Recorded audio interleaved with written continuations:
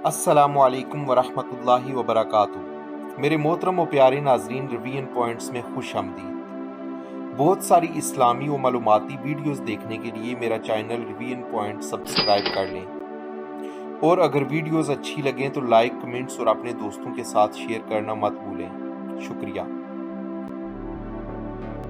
बिस्तर मर्ग पर जब बार बार मैं अपनी कोताहियों की इनसे माफ़ी तलब कर रहा था तो कहने लगी, मैं राज़ी हूँ बेटा, काहे को बार बार माफ़ी मांगता है। हमें अम्मा जी इस वक्त जहर लगती जब वो सर्दियों में ज़बरदस्ती हमारा सर धोती। लेक्स, कैप्री, रिक्सोना किसने देखे थे। खजूर मार्का साबुन से कपड़े भी धुलते थे और सर भी। आंखों में साबुन कांटे की तरह चुभता और कान अम्मा की डांट से लाल हो जाते थे। हमारी ज़रा सी शरारत पर अम्मा आग बबूला हो जाती और कपड़े धोने वाला डंडा उठा लेती, जिसे हम डुमनी कहते थे। लेकिन मारा कभी नहीं। कभी आइन वक्त पर दादी जान ने बचा लिया, कभी बाबा ने और कभी हम ही भाग लिए। गांव की रौनकों से दूर आइन फसलों के बीच हमारा डेरा था। डेरे से पगडंडी पकड़कर गांव जाना अम्मा का सबसे बड़ा शॉपिंग टूर हुआ करता था, और इस टूर से महरूम रह जाना हमारी सबसे बड़ी बदनसीबी। अगर कभी अम्मा अकेले गांव चली जाती तो वापसी पर हमें मरुंडे से मिलाने की कोशिश करती। हम पहले तो नन्हे हाथों से अम्मा जी को मारते, इनका दुपट्टा खींचते, फिर इनकी गोद में सर रख कर मुंह फाड़ फाड़ कर रोते। कभी अम्मा गाँव साथ ले जाती तो हम उछलते कूदते खुशी खुशी इनके पीछे पीछे भागते। शाम के जब गाँव से वापसी होती तो हम बहुत रोते, हमें गाँव अच्छा लगता था। माँ, हम गाँव कब रहेंगे। मेरे सवाल पर अम्मा वही घिसा पटा जवाब देती, जब तू बड़ा होगा, नौकरी करेगा, बहुत से पैसे आएंगे, तेरी शादी होगी, वगैरह वगैरह। यूं हम माँ बेटा बातें करते करते डेरे पर आन पहुंचते। मुझे याद है गांव में बाबा मुजफ्फर के यहाँ शादी का जश्न था। वहां जलने बुझने वाली बत्तियां भी लगी थी और पटाखे भी फूट रहे थे।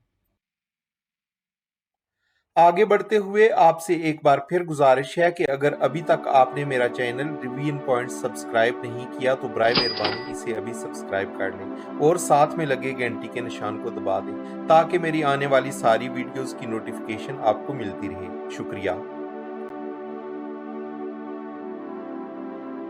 मैंने माँ की बहुत मिन्नत की कि रात उधर ही ठहर जाएं, लेकिन वो नहीं मानी। जब मैं माँ जी के पीछे पीछे रोता गांव से वापस आ रहा था तो नीयत में फतूर आ गया और चुपके से वापस गांव लौट गया। शाम का वक्त था। माँ को बहुत देर बाद मेरी गुमशुदगी का अंदाजा हुआ। वो पागलों की तरह रात के अंधेरे में खेतों में आवाजें लगाती और डेरे से लेकर गांव तक हर कोने में लालटेन लटका कर झांकती रही।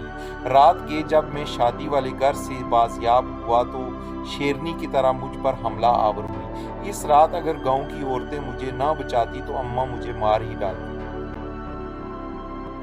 एक बार अब्बू जी अपने पीर से मिलने सरगोदा गए हुए थे। मैं इस वक्त 6-7 साल का था। मुझे शदीद बुखार हो गया।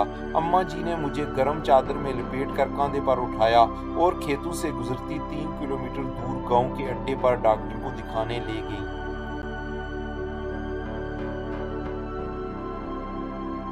वापसी पर एक काले को फलांगते हुए वो खेत में गिर गईं, लेकिन मुझे बचा लिया। उन्हें शायद घुटने पर चोट आई। इनके मुंह से मेरे लिए हस्बी अल्लाह निकला। ये वाकया मेरी जिंदगी की सबसे पुरानी यादाश्तों में से एक है।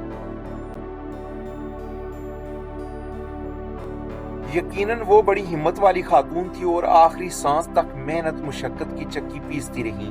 फिर जाने कब मैं बड़ा हो गया और माँ से बहुत दूर चला गया। साल भर बाद जब घर आता तो माँ गले से लगाकर खूब रोती, लेकिन मैं सबके सामने हंसता रहता। फिर रात को जब सब सो जाते तो चुपके से माँ के साथ लेट जाता और इसकी चादर में मुंह छुपाकर खूब रोता। माँ खेत में चारा काटती और बहुत भारी पंट सर पर उठाकर टोके के सामने आन फेंकती। कभी कभी खुद ही टोके में चारा डालती और खुद ही टोका चलाती। जब मैं घर होता तो मकदूर भर इनका हाथ बटाता। जब मैं टोका चलाते चलाते थक जाता तो वो सरगोशी में पूछती, बात करूं तुम्हारी फलां घर में। वो जानती थी कि मैं पैदाशी आशिक हूँ اور ایسی باتوں سے میری بیٹری فل چارج ہو جاتی ہے۔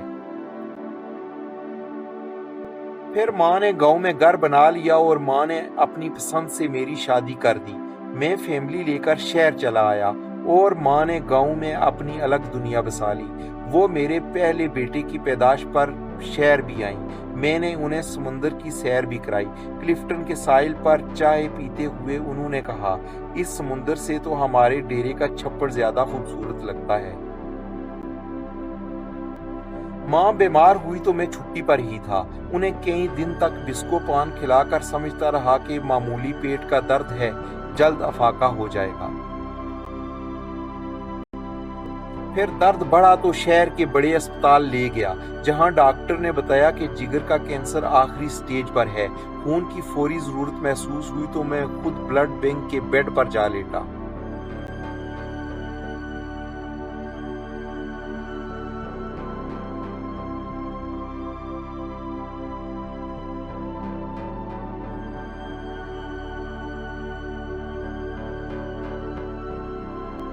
ماں کو پتا چلا تو اس نے دکھ سے دیکھ کر اتنا کہا، کیوں دیا خون، خرید لاتا کہیں سے، پاگل کہیں کا۔ میں بمشکل اتنا کہہ سکا، اماں خون کی چند بوندوں سے تو وہ قرض بھی ادا نہیں ہو سکتا جو آپ مجھے اٹھا کر گاؤں کے ڈاکٹر کے پاس لے گئی تھی اور واپسی پر کھالا پھلانگتے ہوئے گر گئی تھی۔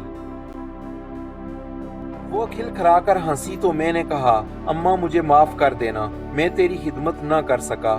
میرا خیال ہے کہ میں نے شاید ہی اپنی ماں کی خدمت کی ہوگی، وقت ہی نہیں ملا، لیکن وہ بہت فراغ دل تھی۔